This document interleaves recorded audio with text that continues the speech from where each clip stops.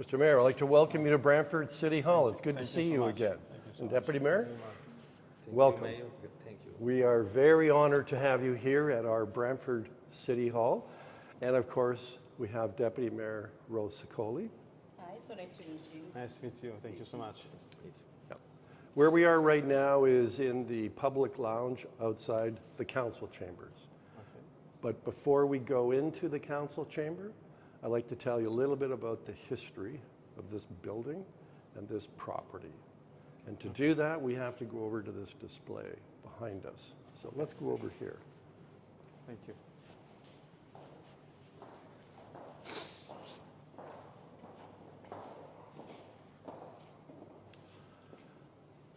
So the beginning of Brantford goes back to about 1842.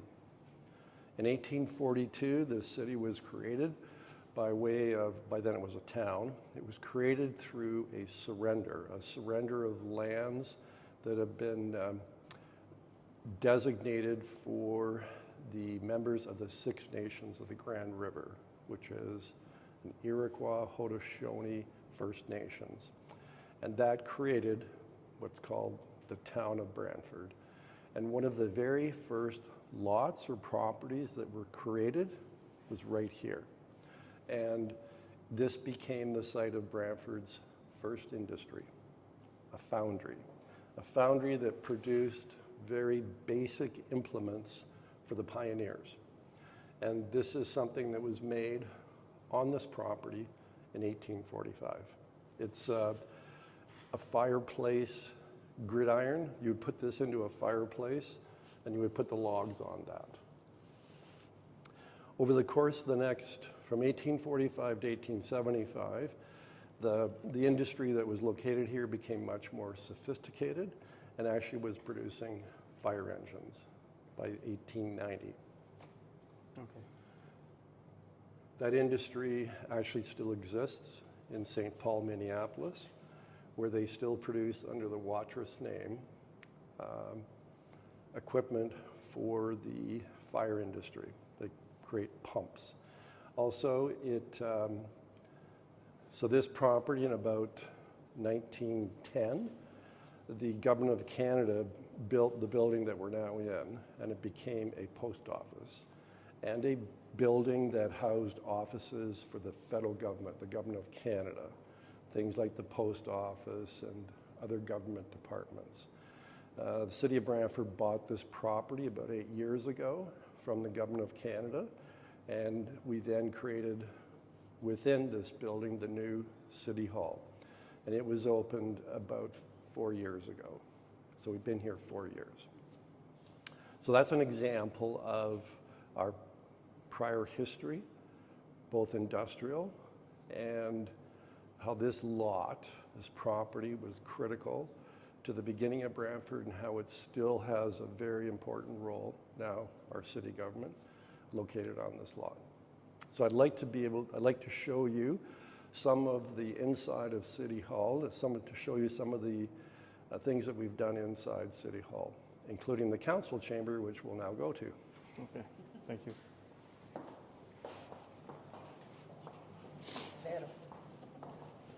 First, we'll stop here. This was a piece of art that was created 5 years ago to commemorate the repurposing of this building into a city hall. It's designed to reflect our city's history and the history of this property. This is the beginning. And at that time, Brantford was pretty much all heavy industry. And these are industrial molds, such as you would have seen in the middle of the 1800s. And we have this donkey here. I always ask this question. Why do we have, why is there a mule? Any guesses? Well, in 1845, when the industry was created here, that was pre-electrification and actually pre-steam. So what drove all of the equipment in the plant was donkeys in the basement going in circles, and that would drive all the machinery. So that's why that's there. This shows you how our community has changed over time. Less heavy industry, these are industrial molds, and more intellectual and commercial activities that are not heavy industry. And at the top, that is meant to demonstrate our future, our bright future, that we're not quite sure what that future will look like, but we know it's going to be bright and promising. So that's the piece of art. Then we come over here. So we're moving towards the entrance of the council chamber. Come on over here, Mr. Mayor. And you may have heard of the world's most famous hockey player, Wayne Gretzky. So Wayne Gretzky was born in Brantford, and his father's name was Walter. And Walter Gretzky he has since passed. He was famous in his own right as Canada's most famous hockey father. But more importantly than that, he was a much beloved figure here in Brantford. He was our honorary Lord Mayor. The only person in our history that the honorary Lord Mayor is, it's an power that an honorary Lord Mayor has. It's meant as a sign of the community and city's respect for that person. And there was no person that we had greater respect for than Walter Gretzky. So this is a bust of Walter Gretzky, done by our local artist. And it was interesting when we uncovered this. Walter has 4 children, and his daughter Kim, she was standing here. And when you look at this from an angle, you don't really see Walter in it, but when you stand right in front of it, you do. And so she was standing here, and the drape was pulled off. I could tell she wasn't that impressed. Then she stood in front and she started to cry. She said, "I've never seen a piece of art capture my father's spirit as this bust." So it's a great place of honor here at the entrance to our council chambers. So now we will enter the council chamber.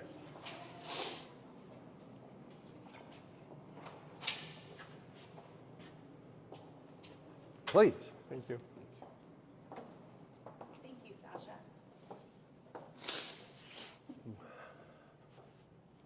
So this room is designed for a number of different purposes. For example, this area back here, this is actually a training room to train staff. You can see there's a folding wall. When we have a council meeting here, we open the wall because it adds to the space for the public. This is an area for the press, reporters. We have an area over there for senior staff. And of course, we have up there where the council members sit. And this is for the public. And, we'll take a stop here. What is this? This is, Brantford originally it was a town. And in 1875, it became a city. And a city has a different status. And this was made in 1875. It was the mayor's chair. Okay?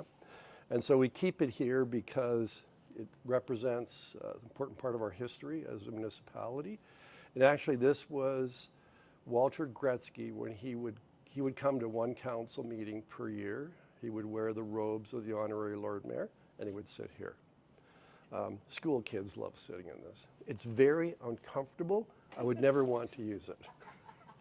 But it's a beautiful piece of furniture that reflects our history.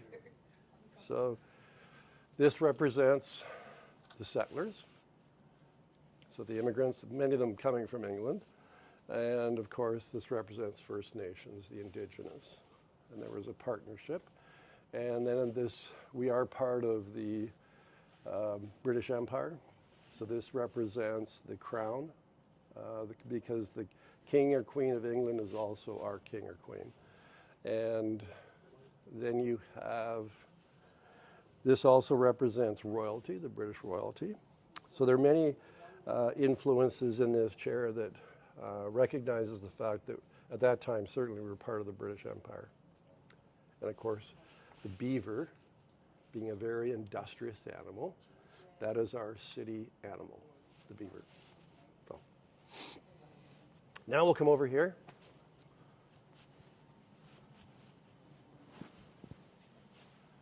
So we'll go up there in a minute, but when we have a meeting, the public can address us through delegations. So members of the public, they can tune in virtually from home through Zoom, or they can come in person, and this is where they would come up, we turn the microphone on, and they then make their presentation to us. It has all the latest technology, including, if they want to stand and address us, we can move the table up for them. And we also have a podium here where Councillor Sicoli is, Deputy Mayor Sicoli, and we can raise that if we're using this room for a public meeting, other than a council meeting. Yes, Deputy Mayor Sicoli is. So we have in our council, I'm the mayor, and so that's my seat for council meetings. We have the city clerk to the left, the city chief administrative officer to the right, and then we have 5 wards, 2 councillors each. So, Ward 1, 2, 3, 4, 5, wards 1, 2, 3, 4, 5. And then the pictures, we have the king, because when we take our oath of office at the beginning of a term of council, we swear allegiance to the crown, the king, who is our symbolic head of government. And then that is Chief Joseph Brant, actually Joseph Brant. He's was a member of the Haudenosaunee, and he led the Haudenosaunee, the Iroquois. He was a war chief, and he represented them through the American War of Independence, where the Haudenosaunee or Iroquois fought on the side of the British. And their ancestral homes are actually in Upper New York State, and after the British lost the American War of Independence, they were offered land up here in the Grand River because it wasn't feasible for them to stay in the United States. And then over there to the left, that's Walter Gretzky wearing his, take a closer look at it.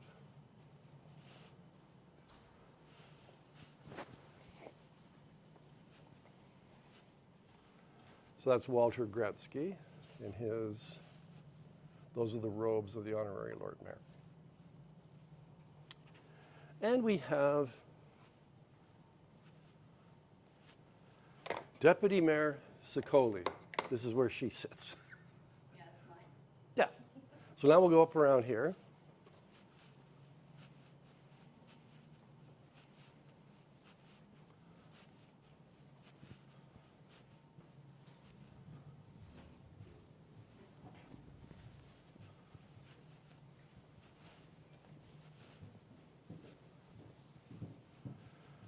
So Mayor, do you have a gavel for your meetings?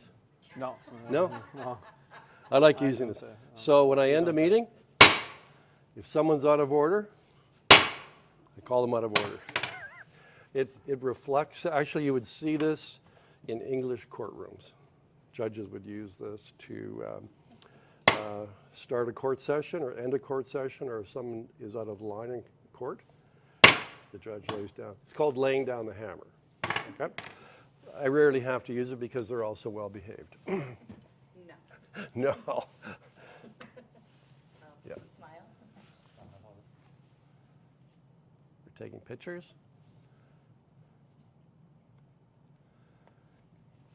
So we have our meetings are all virtual. A counselor can stay at home and they can come in through like Zoom.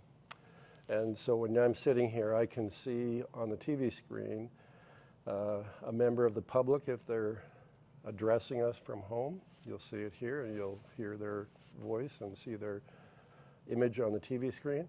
Likewise, if a counselor is at home and can't come, maybe they're sick, whatever, we'll see their video screen up here. And so we're quite proud that our meetings are fully hybrid. It's the modern way. Quando tu parlo, aqui sim. Hello, hello, hello. Here? And so I have the city clerk here. He's the administrative officer. He helps in the running of the meeting. And then back here, the clerk will have an assistant. And then over there, that is the technical, the person from the IT department that helps with the technical requirements. So it's also the shape of the table. It's called the open horseshoe. It comes from the congressional committee rooms in Washington. If you're ever at a testifying before a congressional committee, it's the same arrangement. And our old council hall had a circular table, which we could all see one another, but the public couldn't see us. So this way you try and achieve the best so that we can see the public can see us, but we can also see one another. Works pretty well. Very well. Yeah. So, any questions? No. No. I don't Well, you got have a some question. questions. Come on. It's clear. What does your council chamber look like? How many councillors do you have? So, 20 counselors. 13. 13. 13. Yes. 13. E quante persone a Pofi? No. 4,000? 4,000. 4,000. 1,000 Yeah. people, yes. 13 councils Yes. and 4,000. Ooh. So you have 12 councillors, one mayor, Yes. right? Yes. And do you have wards, or are they elected at large? We Like, is the village divided into wards? no. No. It's a unique. Yes. Okay. Yeah, we'll talk more about that at lunch. The powers. Okay, so now we'll go behind the scenes. Okay.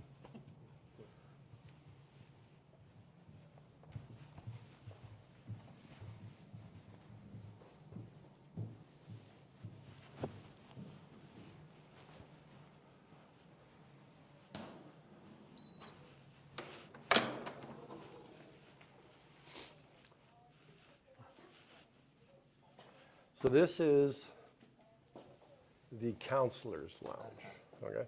So before a meeting, people like Deputy Mayor Sicoli, they come here, they hang up their coat, they check their mail. If we have a very long day and we have supper will be here. And we then, you're already in this room. So this is where we have the in-camera meetings. So meetings that deal with personnel matters, maybe a property acquisition, getting advice from our lawyer. So we'll do that. These are private council meetings that are in here.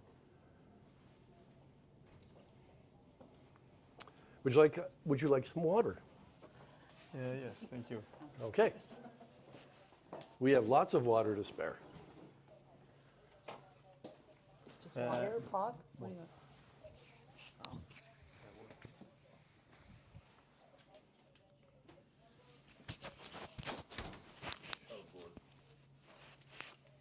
Charlotte Lake.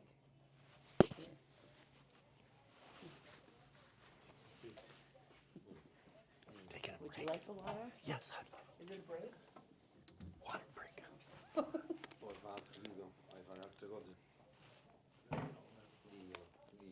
Facciamo le cose più.